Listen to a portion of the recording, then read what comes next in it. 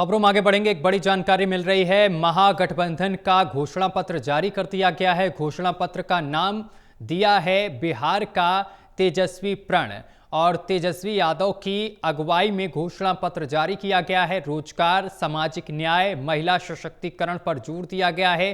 किसानों के हितों को प्राथमिकता देने का वादा किया गया है। घोषणा पत्र के कवर फोटो पर तेजस्वी का ही फोटो छपा है। तो ये बड़ी और अहम जानकारी हम आप तक पहुंचा रहे हैं। बिहार विधानसभा चुनाव से पहले महागठबंधन का घोषणा पत्र सामने निकल कर आया है। घोषणा पत्र नाम दिया गया बिहार का तेजस्वी प्रण। तो घोषणा पत्र का नाम दिया गया बिहार का तेजस्वी प्रण। तेजस्वी यादव की अगुवाई में घोषणा पत्र जारी हुआ है। रोजगार, सामाजिक न्याय, महिला सशक्तिकरण पर जोर, किसानों के हितों को प्राथमिकता देने का वादा। घोषणा पत्र के कवर फोटो पर तेजस्वी का ही फोटो छपा।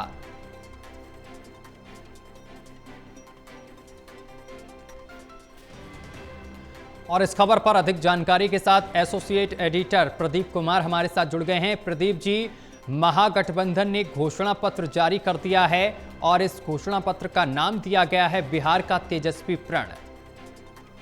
देखिए, बिल्कुल महागठबंधन ने आज अपना चुनावी घोषणा पत्र बिहार चुनाव के लिए जारी कर दिया है। हर परिवार को नौकरी और 5 डेसिमल जमीन का देने का इसमें वायदा किया गया है।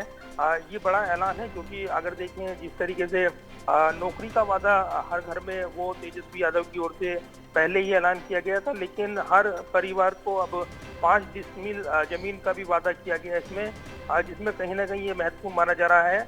ये जो घोषणा पत्र जारी किया गया है, आज जो पटना में होटल मोरिया में आयोजित हुआ कार्यक्रम, और इस दौरान जो महागठबंधन के अन्य नेता भी मौजूद रहे हैं, जिसमें मंगनी लाल मंडल, दीपांकर भट्टाचार्य, मदन मोहन झा, कांग्रेस के नेता मौजूद रहे हैं। कल राहुल गांधी भी वहां पर रैली की शुरुआत कर रही हैं।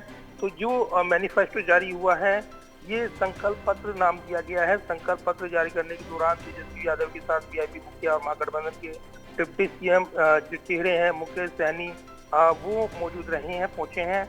और साथ ही इस महागठबंधन के जिस तरीके से बड़े वायदे किए गए हैं, तो जरूर है कि बिहार में चुनावी बिगुल बजा हुआ है, और संकल्प पत्र में जो ये वायदे किए गए हैं, नए बिहार के वायदे किए गए हैं, इसमें बिहार बदलेगा सूरत और खास तौर से लोगों की आकांक्षाओं को पूरा करेगा, ये तमाम वादे किए गए हैं। और युवाओं को लुभाने के लिए ग्रेजुएट, पोस्ट ग्रेजुएट युवाओं को हर महीने बेरोजगारी भत्ते का वादा किया गया है। इसके अलावा जीविका दीदियों को स्थायी कर 30,000 रुपए का वेतन उनका किया जाएगा, ये वादा किया गया है। साथ ही जो अन्य वायदे किए गए हैं वो महत्वपूर्ण है, जिसमें हर परिवार को नौकरी देने का वायदा शामिल है। तो कहीं ना कहीं जो विधवा वर्गजन, उनकी मासिक पेंशन में भी बढ़ोतरी करने का वायदा किया गया है।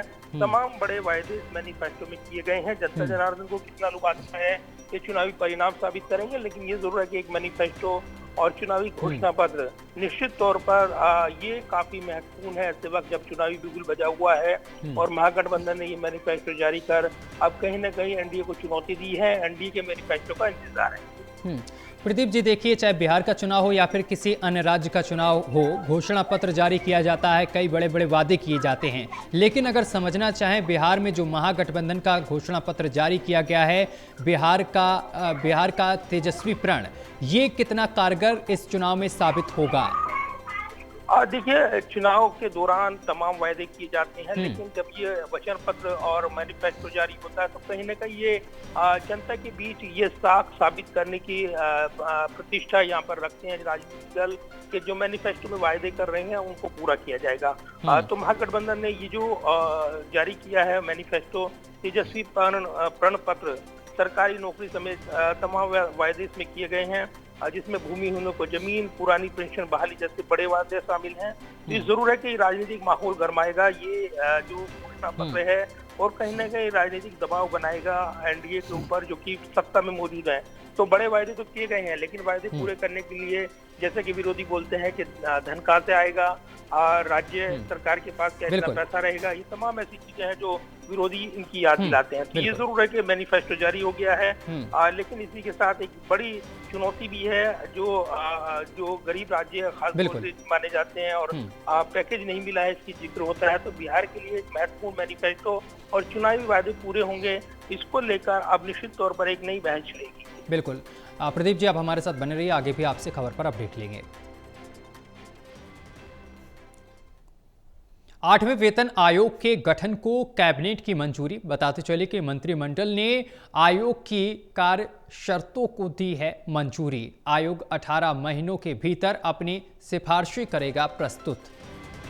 तो बड़ी जानकारी हम आप तक पहुंचा रहे हैं, जहां आपको बताते चले कि 8वें वेतन आयोग के गठन को कैबिनेट की मंजूरी मिली है। प्रदीप जी हमारे साथ लगातार जुड़े हुए हैं। प्रदीप जी, 8वें वेतन आयोग के गठन को कैबिनेट की मंजूरी मिली है, किस तरीके से देखते हैं, कितना बड़ा फैसला? आज प्रधानमंत्री नरेंद्र मोदी की अध्यक्षता में केंद्रीय कैबिनेट की महत्वपूर्ण बैठक हुई और उसके बाद कैबिनेट बैठक के बाद एक प्रेस कॉन्फ्रेंस में केंद्रीय मंत्री अश्विनी वैष्णव ने जो महत्वपूर्ण डिसीजन लिए गए हैं उनकी जानकारी साझा की है, जिसमें महत्वपूर्ण डिसीजन लिया गया है 8वें वेतन आयोग के गठन को लेकर।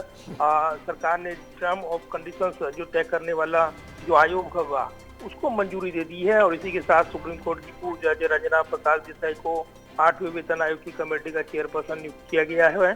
ये काफी महत्वपूर्ण, क्योंकि इससे केंद्रीय कर्मचारियों के जो वेतन में बढ़ोतरी होनी है और 18 महीने के अंदर ये रिपोर्ट उनको देनी है। तो कहीं ना कहीं कई महत्वपूर्ण जो पहलू हैं इस वेतन आयोग से वो जुड़े हुए हैं, जो कि कहीं ना कहीं बेसिक आय में इजाफा करेंगे कर्मचारियों के, और इससे पेंशन भोगियों के आय में भी इजाफा होगा। जब महंगाई भत्ते में बढ़ोतरी होती है, अमूमन जिस तरीके से हर 10 साल बाद समीक्षा होती है, तो जरूर है कि एक महत्वपूर्ण फैसला माना जा रहा है।